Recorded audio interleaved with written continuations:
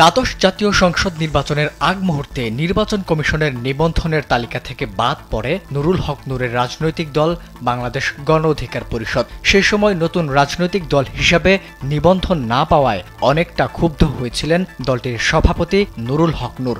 প্রতিক্রিয়ায় বলেছিলেন, এই সরকার ও নির্বাচন কমিশনের পতন ঘটিয়েই আগামী নির্বাচনের আগে নিবন্ধন ও নির্বাচনে অংশগ্রহণ করবেন। নূর তার কথা রেখেছেন। অবশেষে ঢাবির সাবেক ভিপি নুরুল হক নূরের দল বাংলাদেশ গণ অধিকার পরিষদ রাজনৈতিক দল হিসেবে নিবন্ধন পেয়েছে। সোমবার নির্বাচন কমিশন সচিব শফিউল আজিম স্বাক্ষরিত প্রজ্ঞাপনে নিবন্ধন দেওয়ার বিষয়টি নিশ্চিত করা হয়েছে।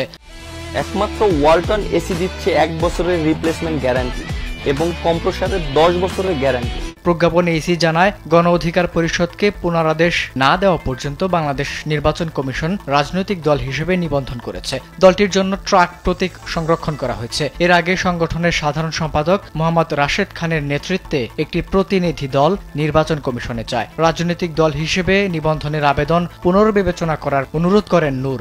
নিবন্ধন শর্ত পূরণ করায় দলটিকে নিবন্ধন দিয়েছে ইসি।